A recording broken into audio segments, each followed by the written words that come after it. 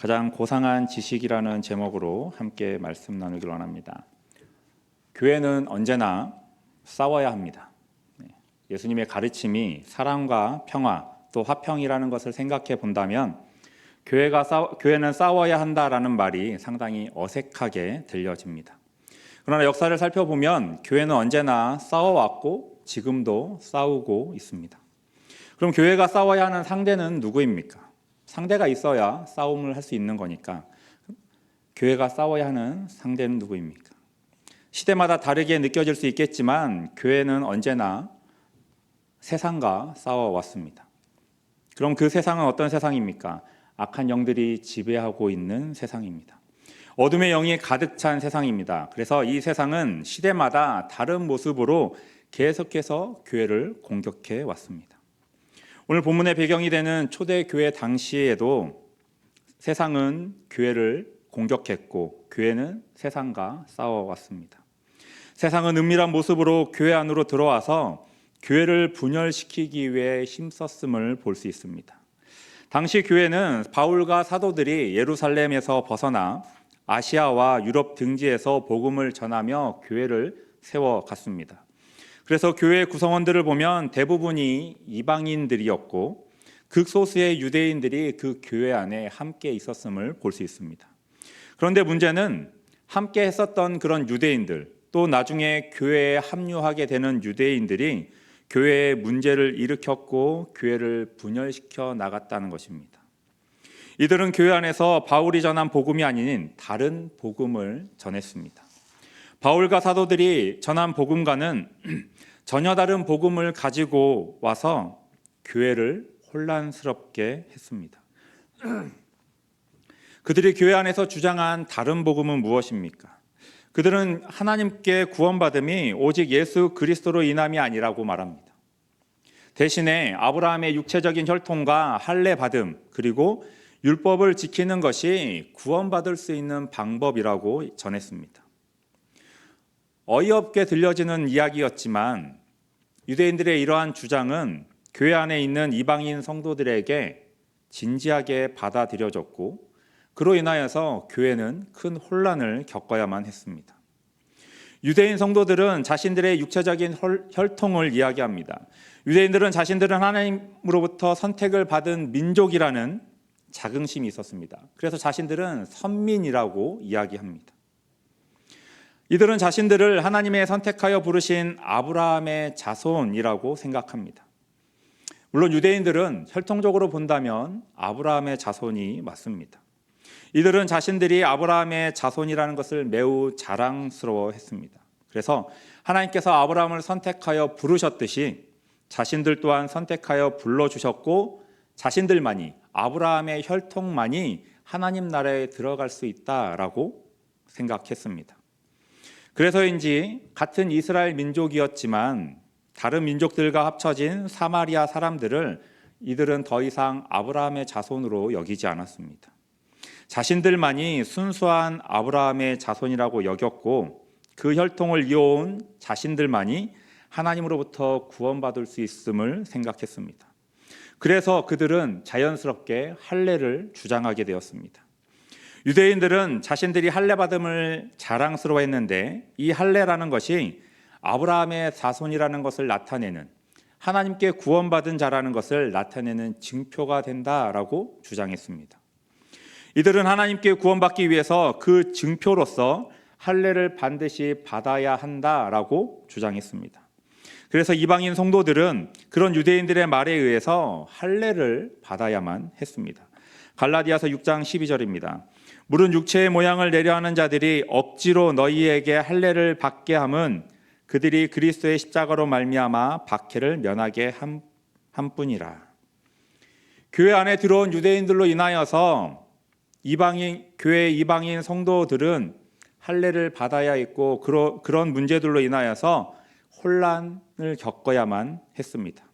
그리고 이러한 이방인 성도들의 혼란은 교회의 혼란으로 다가왔습니다. 그래서 바울은 이들을 손할례당이라고 불렀는데 이는 교회에 손해를 끼치는 할례당이라는 의미를 가지고 있습니다. 그리고 잘 알다시피 유대인들은 율법을 지키는 것이야말로 구원받는 길이라고 여겼습니다. 비록 교회 안에 있지만 평생을 그런 생각을 가지고 살아왔기에 유대인들의 생각을 바꾸는 것은 쉬운 일이 아니었습니다. 그런 생각을 자신만 혼자서만 가지고 있다라면 아무런 문제가 되지 않았을 것입니다. 하지만 유대인들은 자신들의 그러한 기준을, 율법을 반드시 지켜야 한다라는 그 기준을 교회 안에 함께하는 이방인 성도들에게까지 적용시키려 했고, 또 이는 많은 문제를 일으킬 수밖에 없었습니다. 그렇게 바울은 교회에서 많은 문제를 일으키고 혼란을 일으키는 자들로 인하여서 고통스러워하는 교회의 성도들에게 2절에 이렇게 말합니다. 개들을 삼가고 행악하는 자들을 삼가고 몸을 상해하는 일을 삼가라. 바울이 교회를 흔드는 사람들에게 얼마나 화가 났는지를 보여주는 단 한 단어를 볼 수 있는데 2절에 개라는 표현입니다. 우리가 알고 있는 멍멍입니다. 이는 할례를 주장하는 유대주의자들을 가르치는 표현이었습니다. 바울이 이들 유대주의자들을 개라고 표현한 것은 이들이 개들처럼 이리저리 돌아다니면서 교회 안에 들어와서 진리를 더럽히고 성도들을 더럽혔기 때문입니다. 바울은 교회 성도들에게 교회를 어지럽히는 자들을 삼가라고 말하고 있지만 실상은 그들과 맞서 싸워야 하는 것입니다. 왜냐하면 피한다고 해서 해결될 문제가 아니었기 때문입니다. 그리고 교회를 혼란스럽게 하는 자들과 맞서 싸우는 우리야말로 참 할례당임을 바울은 주장합니다. 3절입니다. 하나님의 성령으로 봉사하며 그리스도 예수로 자랑하고 육체를 신뢰하지 아니하는 우리가 곧 할례바라. 바울은 교회를 혼란스럽게 하고 어지럽히는 자들이 할례를 받은 자들이 아니라 3절에서 말하는 것처럼 하나님의 성령으로 봉사하고 그리스도 예수를 자랑하고 육체를 신뢰하지 않는, 율법을 온전히 따르지 않는 유대주의자들이 말하는 율법을 말하는 겁니다. 그런 육체를 신뢰하지 않는 우리가 진정한 할례 받은 자들, 하나님 백성의 증표를 가진 자들이라고 말하는 것입니다. 그러면서 바울이 뭘 말합니까? 자신에게도 유대인들처럼 육체적으로 자랑할 만한 것이 많이 있다라는 겁니다. 유대인들이 자랑한 것이 무엇이었습니까? 혈통으로는 내가 아브라함의 자손이고 할례를 받았다, 또 율법을 잘 지켰다, 이것을 자랑했는데 바울에게도 그들처럼 나도 자랑할 것이 많다라는 겁니다. 5절과 6절입니다. 나는 8일 만에 할례를 받고 이스라엘 족속이요 베냐민 지파요 히브리인 중에 히브리인이요 율법으로는 바리새인이요 열심으로는 교회를 박해하고 율법의 의로는 흠이 없는 자라. 5절과 6절을 보면 바울은 자신이 가지고 있는 배경과 능력, 혈통과 같은 세상적인 것들을 다 이야기합니다. 그런데 바울이 언급하는 이 모든 것들 중에 어느 것 하나 부족한 것이 없어 보입니다. 8일 만에 할례를 받았다는 것은 그가 유대인임을 나타내는 증표입니다. 이스라엘 족속 베냐민 지파 히브리인 중에 히브리인이라는 것은 언어와 간습 생활 방식에 있어서 바울이 온전한 히브리인임을 나타내는 것입니다. 그리고 그는 율법으로 바리새인에 속하는 자였습니다. 그는 바리새인의 아들이었고 자신 또한 바리새인이었습니다. 그렇게 율법을 지키기 위해서 최선을 다했습니다. 그리고 그 당시 바리새인들이 열심으로 일했던, 교회를 핍박했던 일에 가장 앞섰던 자였습니다. 바울이 교회를 핍박하고 예수님을 믿는 자들을 핍박했던 것은 그렇게 하는 것이 하나님을 섬기는 일이라고 믿고 있었기 때문입니다. 그래서 하나님을 더 잘 섬기고 하나님을 기쁘시게 하기 위해서 더 열심히 교회를 핍박하고 예수님을 믿는 자들을 괴롭혔던 데 앞장섰던 겁니다. 그리고 그 모든 것들이 율법으로 보았을 때에는 아무런 흠을 찾을 수 없다고 고백합니다. 이 말은 자신이 한 행동들이 사람들로 하여금 아무런 책망받을 것이 없다는 말입니다. 비록 사람의 기준이지만 바울은 분명 온전한 사람이었다라고 말하고 있는 것입니다. 그런 온전한 사람이었던 바울이 모든 것을 가지고 있는 바울이 이제 뭘 말하고 있습니까? 자신에게 유익했던, 내가 가지고 있었던 그 모든 조건들이 손해였다라고 말합니다. 7절입니다. 그러나 무엇이든지 내게 유익하던 것을 내가 그리스도를 위하여 다 해로 여길 뿐더라. 바울이 이렇게 말할 수 있었던 이유가 무엇입니까? 바울은 분명 세상 사람들이 바라보았을 때 부러움을 살 수 있는 조건들을 가지고 있던 자입니다. 우리가 흔히 말하는 엄친아였습니다. 그런데 그 모든 것이 다 필요 없는 거라고, 다 해가 되는 거다라고 이야기합니다.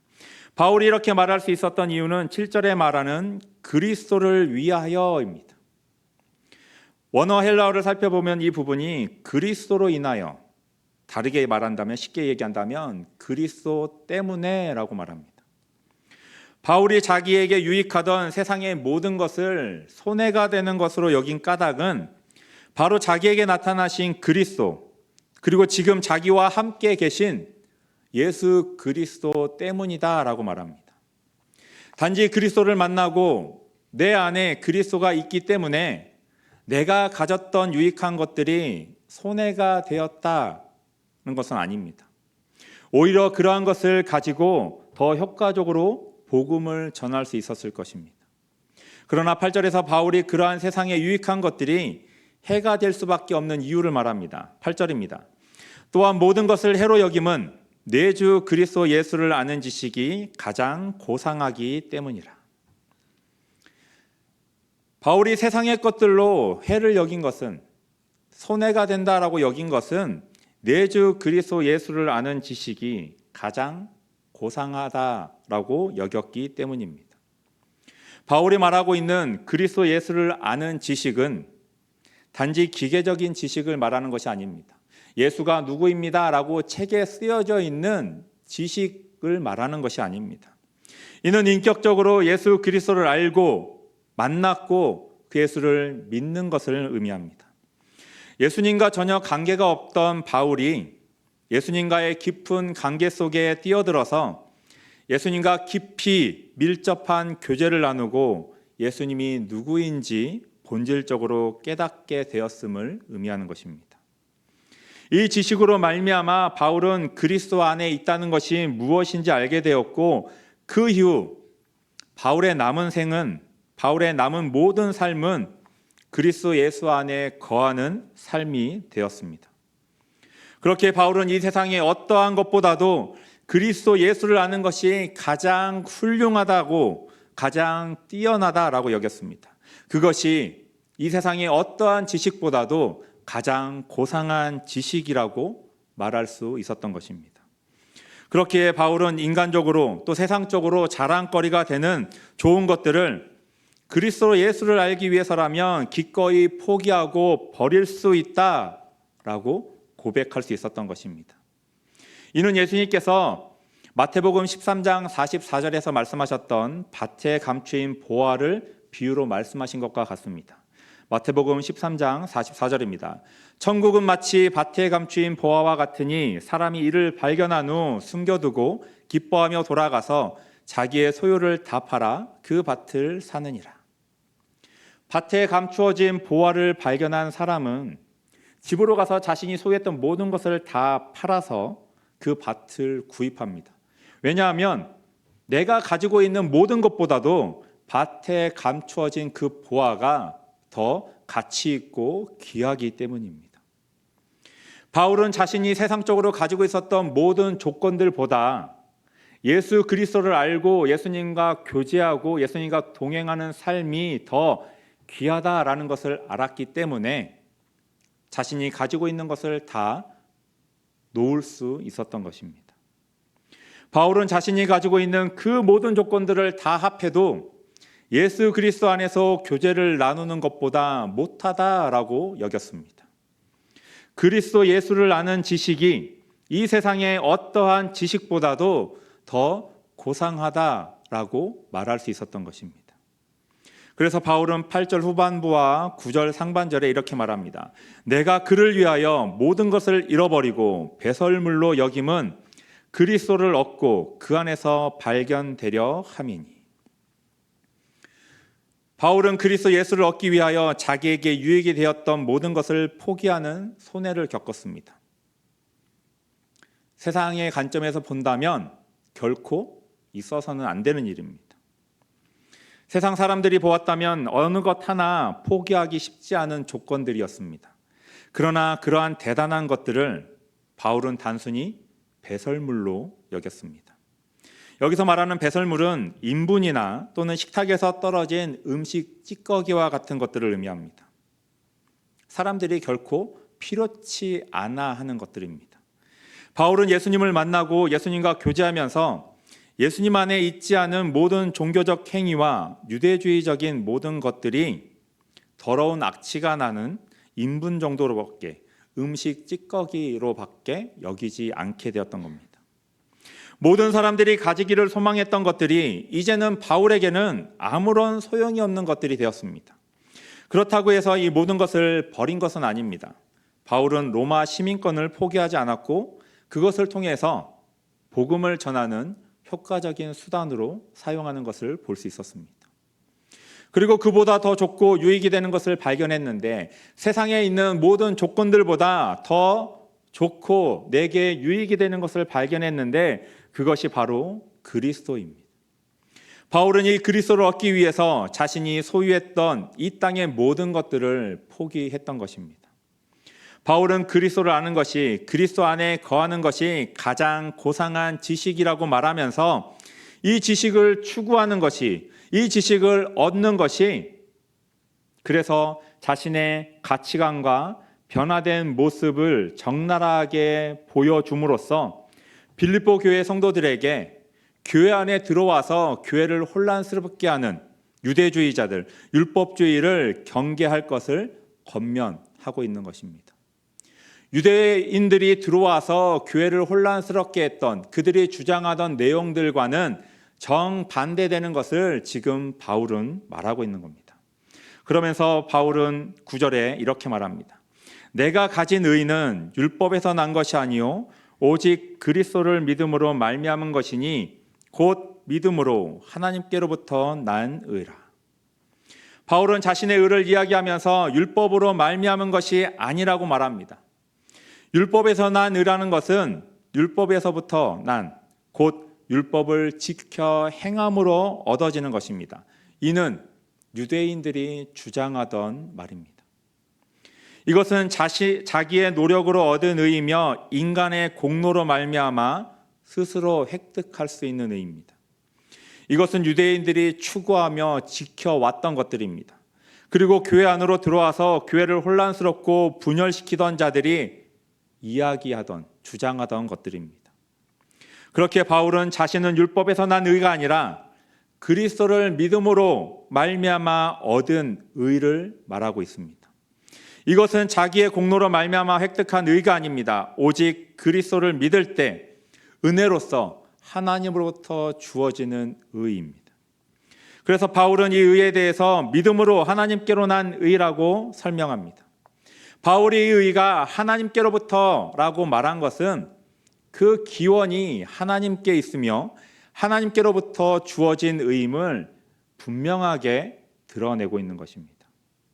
우리 자신에게는 아무런 의가 없지만 하나님께서 우리를 의롭게 여기셔서 우리에게 그 의를 허락하십니다. 그 근거는 그리스도 예수를 믿는 믿음입니다. 그리고 그 믿음은 공로가 아니라 하나님의 은혜를 받아들이는 수단이며 통로라는 것을 우리에게 말합니다. 이것은 당시 교회에 들어와서 주장하던 유대인들의 입장을 정면에서 반박하는 말이었습니다. 그들로 인해서 혼란스러워하던 이방인 성도들에게 참된 진리를 전하는 것이었고 그들로 하여금 참 의를, 진정한 의를 바라보게 하는 말이었습니다. 바울이 앞에서부터 계속해서 이야기하고 있는 것이 무엇입니까? 교회를 흔들고 어지럽히는 자들이 주장하는 것들에 대한 반박이었습니다.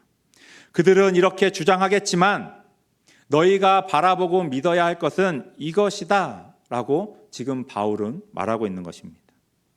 그렇기 때문에 너희들은 교회 안에 있는 이방인 성도들은 유대인들이 말하는 것에 의해서 흔들릴 필요가 없고 또 흔들려서도 안 된다라고 말하고 있는 것입니다. 바울은 지금 빌립보 교회 성도들에게 또 초대 교회에 흩어져 있는 교회 성도들에게 이것을 말하고 있는 것입니다. 교회를 흔드는 자들이 주장한 것이 무엇이었습니까? 다른 복음들이었습니다. 오직 예수 그리스도를 믿음으로 구원받을 수 있는 것에 반하는, 다른 것으로도 구원받을 수 있다라고 말하는 것이었습니다.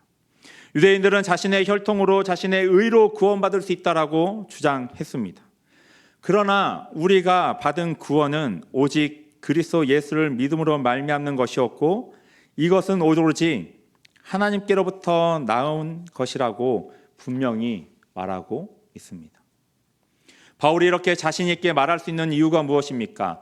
바울은 이미 세상에서 가지고 있었던 모든 것들이 다 필요 없다는 것을 체험했기 때문입니다. 세상 사람들이 부러워하고 가지려고 노력했던 그 대단해 보이던 것들이 아무런 쓸모가 없다는 것을 깨달았기 때문입니다. 그렇게 오직 그리스도를 아는 지식만이 가장 귀한 것이고, 그리고 이것을 위해서 자신이 살아가고 있다는 것입니다.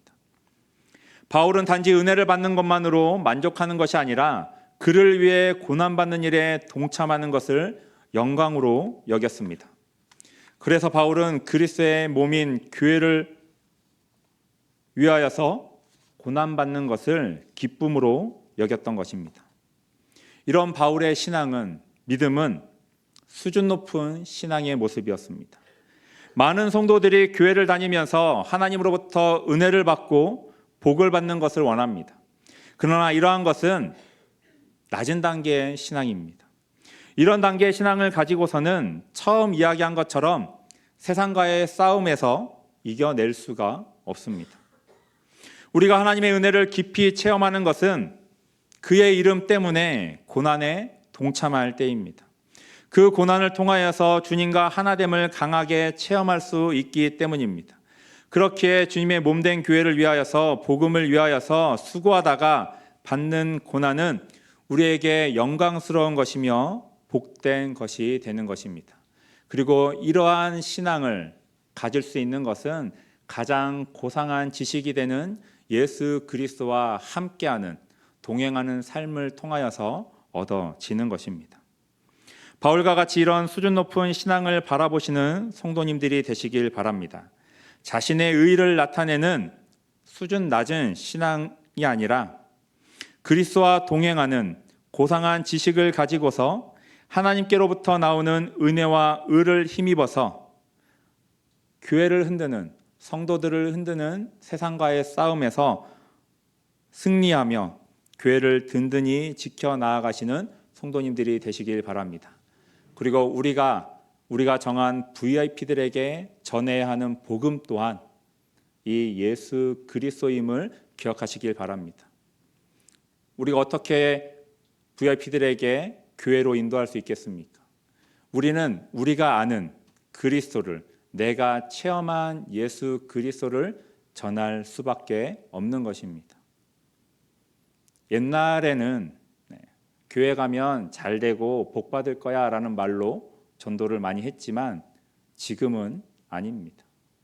이제는 우리가 체험한, 내가 체험한 예수 그리스도를 바로 전함으로써 그들에게 가장 고상한 지식이 무엇인지, 가장 중요한 것이 무엇인지를 바로 전할 수 있어야 하는 것입니다.